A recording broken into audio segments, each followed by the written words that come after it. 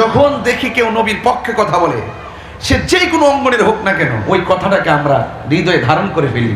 যেমন সংসদে যখন হানজালা, উনি কমই ঘরানার হতে পারে, হানজালা যখন ওই সংসদে দাঁড়িয়ে বলছে যে রাসূলুল্লাহর বিরুদ্ধে যারা কথা বলবে, আল্লাহর হাবিব সাল্লাল্লাহু আলাইহি সাল্লামের বিরুদ্ধে যে কথা বলবে, তার বিরুদ্ধে সর্বোচ্চ আইন প্রণয়ন করতে হবে, আমাদের বুকটা ভরে গেছে।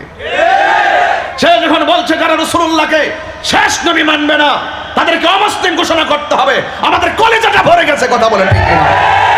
এগুলো আমাদের সুন্নিদের কথা, হাজার জনম ধরে সেটা লালন করেছি।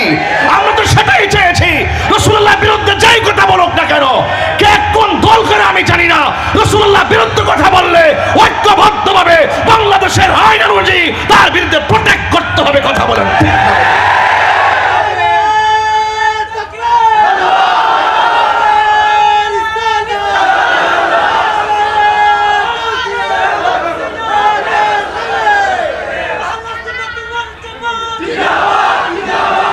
আমার ভাইয়েরা,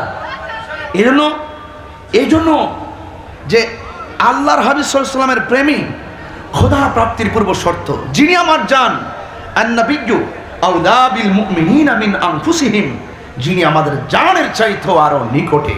চিৎকার মেরে বলুন না সুবহানাল্লাহ। তো সেই নবীজিকে মহব্বত করতে এত অনীহা কেন? রাসূলুল্লাহর বিরুদ্ধে কথা বললে গায়ে লাগে না? যদি গায়ে না লাগে, তার মানে বুঝতে হবে আপনার ঈমান মরা। ঈমান কি? যার ঈমান মরা, তার আমলও মরা। জান্নাতের আশা করা যাবে না। এই জন্য আমার ভাইয়েরা, আমি শুরুতে যে কথাগুলো বলতে চাচ্ছি, বোঝাতে চাচ্ছি, নবীর মহব্বত। লাকাদ কানা লাকুম ফি রাসূলিল্লাহি উসওয়াতুন হাসানা। নবী পাক হলো আমাদের জন্য মডেল। নবী পাক সাল্লাল্লাহু আলাইহি ওয়াসাল্লাম হলো অবশ্যই আমাদের জন্য উত্তম আদর্শ। এই জন্য আজকে আল্লাহ পাক কোরআন কারীমে খুলে দেখুন, কত জায়গায় বলছে আকিমিস সালাতা লিদুলুকি শামসি ইলা গাসাকিল লাইলি ওয়া কুরআনাল ফজর ইন্না কুরআনাল ফজরি কানা মাশহুদা। নামাজের কথা বলা হয়েছে, জোহরের কথা বলা হয়েছে, আসরের কথা বলা হয়েছে, মাগরিবের কথা বলা হয়েছে। এত কিছু বলার পরও আমার যুবক ভাইরা, আপনাদেরকে অনুরোধ করে বলবো, আপনারা নামাজ পড়বেন, পড়ার মতো পড়েন, রোজা রাখবেন, রাখার মতো রাখুন।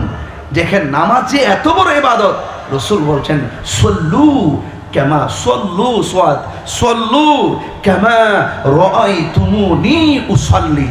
তোমরা এমন ভাবে নামাজ পড়ো যেমন ভাবে আমি নবী নামাজ পড়ি। রাসূল হলো আল্লাহ দেখার আয়না। কথা বলুন ঠিক কিনা বলুন?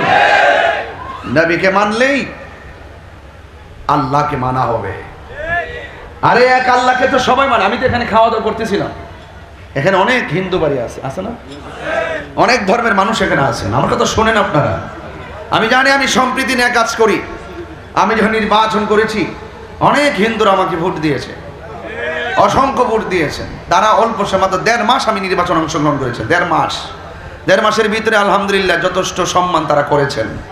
তবে এতটুকু বলতে চাই যে যে ধর্মই পালন করুন না কেন, সব ধর্মের মানুষ জানে একজন খালেক আছে, একজন খালেক আছে। তবে এতটুকু মনে রাখবেন, আল্লাহকে মানলেই যদি সব হয়ে যেত, আল্লাহকে জানলেই যদি সব হয়ে যেত, তাহলে অন্যান্য ধর্মে যারা আছেন তারাও তো জানে।